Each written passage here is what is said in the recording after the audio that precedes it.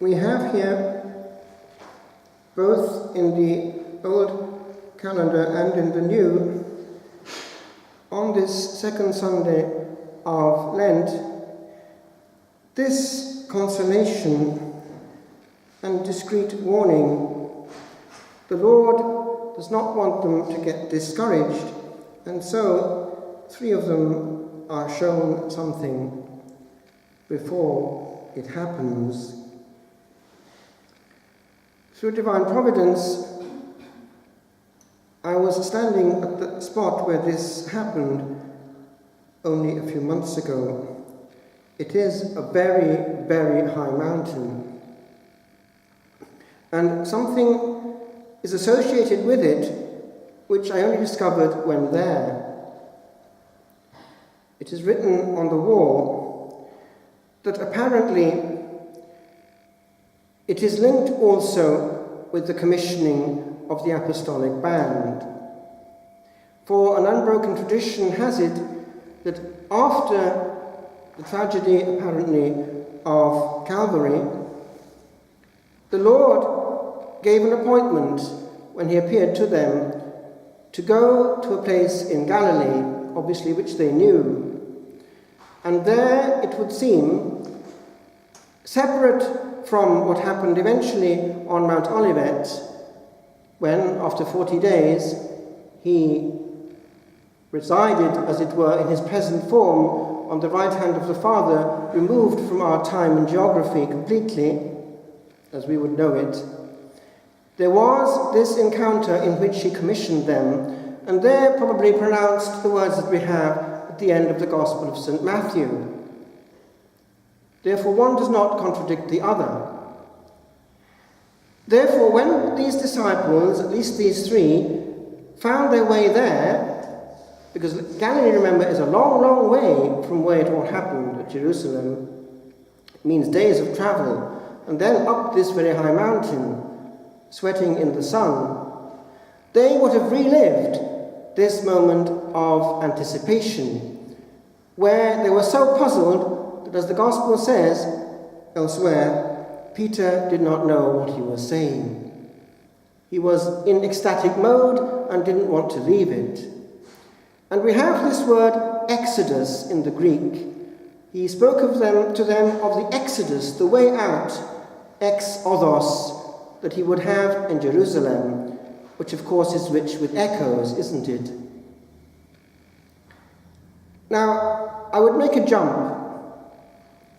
There are places where heaven is very close to earth, and in a tiny minor key we can have also little encounters with something of what made us, on condition that we're not looking for it and are clean and not contaminated, because the Lord has a job to get through the smokescreen of sin and passion. A state of grace, therefore, renders the soul open to whatever touches the Holy Ghost might wish to use to get through and perhaps give a message. Hear him, listen to him. That was the one word they heard. Well, at the age of 18, without knowing I was going there actually, I found myself on a very similar mountain, somewhat closer to home, but not that much, about halfway between the two. You can't see it from where you are, but if you want to, you can Google it. You can actually see some videos on YouTube if you go into the word meteora, which means meteors.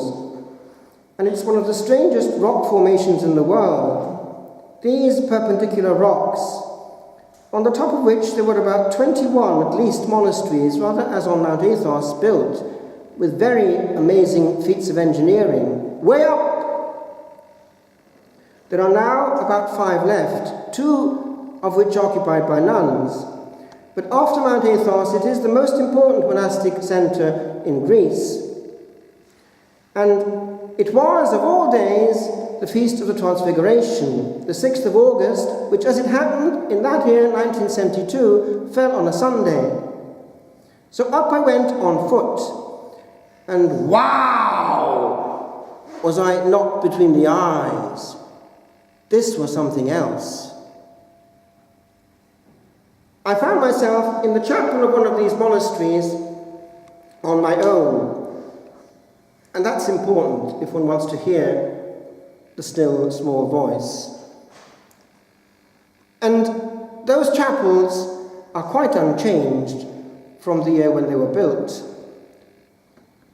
And so these little lamps were burning quietly in front of the iconostases, and I knew that they also had the real presence, even though they do not have the same Eucharistic devotion as we do. It's there, but hidden behind the holy doors. And the place is dense with incense. And on that day, for 3 hours, I was bathed in incense. Mass starts about 6:30 in the morning and goes on until 9:30.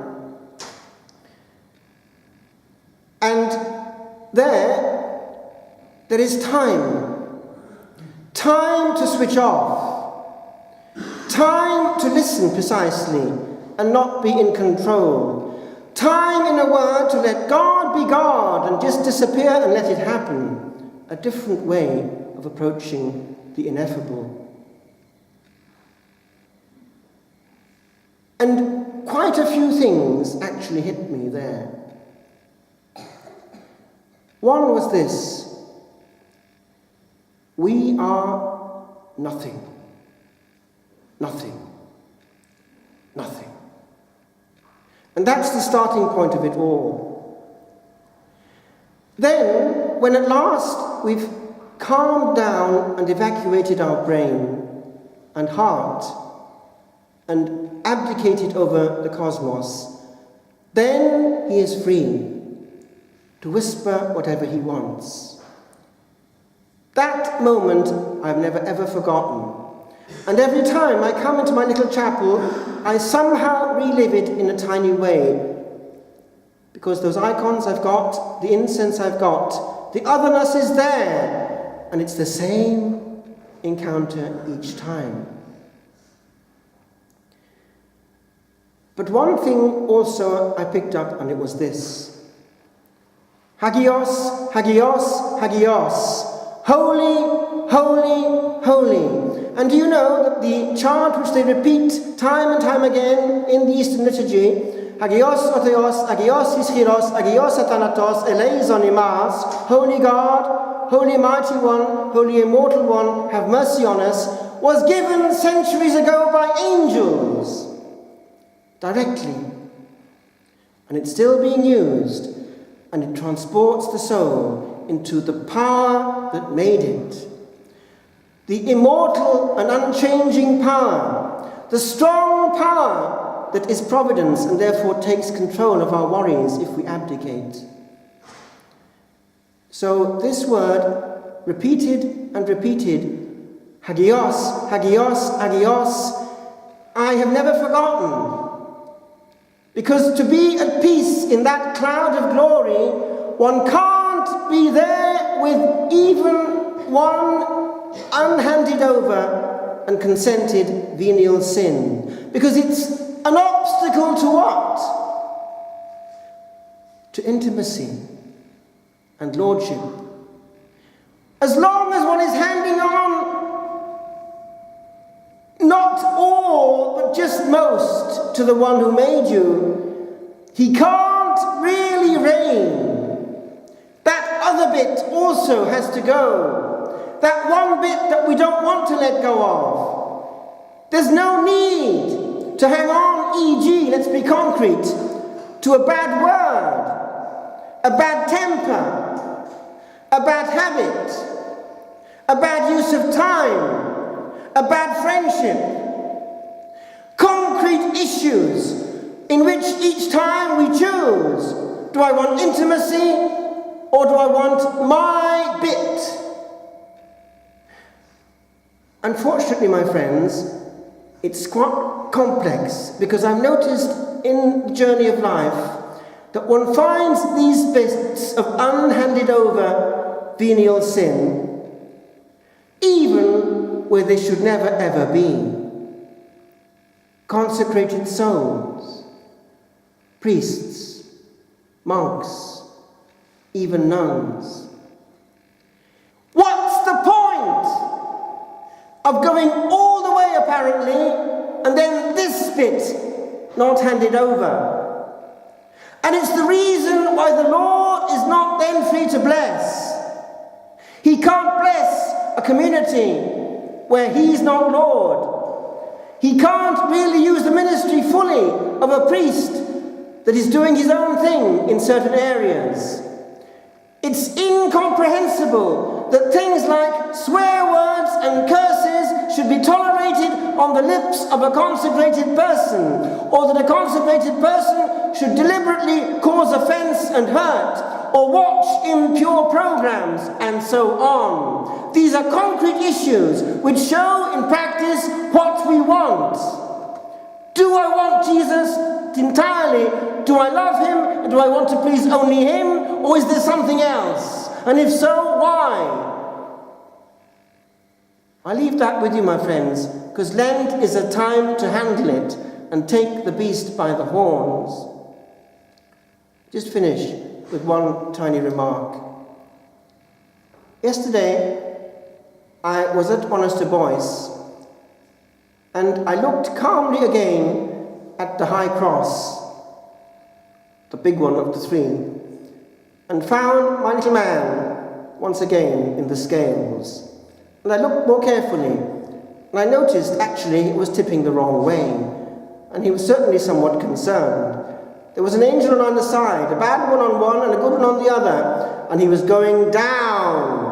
His judgment was unfavourable. And I thought to myself, that cross silently stands while souls find themselves in that balance all the time. And most of them didn't spare a thought for what was waiting them. In 1982, by chance, I opened a book in my cell in the Carthusian monastery where I was, and out came a yellowing bit of paper, written by hand in 1882 by a monk long gone into glory. It was a prayer in verse to the Sacred Heart. I sat down and just wrote back, sobered by the thought, we hand on the lamp of life a few years, and on we go to the majority, this way or that way, just getting it or getting it 100%. It's kind of serious. We've only got one innings, and all depends on the will. Yes, or just about yes, or no. Let's say, yes! As the Shadows used to sing, we say, yeah! Meditation on the little sheet. It was while dusting in the Carthusian cell in 1982 that I came across by chance a piece of paper in a book, and on it was written this hand-penned poem to the Sacred Heart 100 years earlier, the Feast of the Sacred Heart, 1882. So I wrote this on the Feast of the Sacred Heart, 1982. Sleep on, my brother, take thy rest, 'tis all.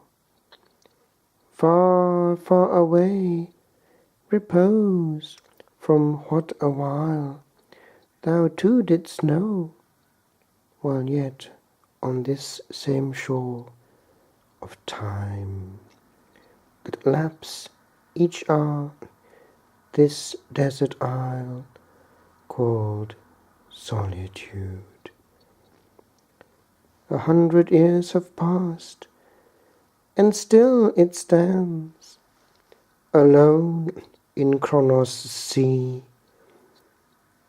I have, like thee, on her mine anchor cast, a day or two unmapped of history. Canst thou recall how once thou too didst stroll on these baked sands that seemed so numberless? How day on endless day did seem to crawl from east to west to endless emptiness. How far away did the horizon seem, on which tonight this isle seems but a dream.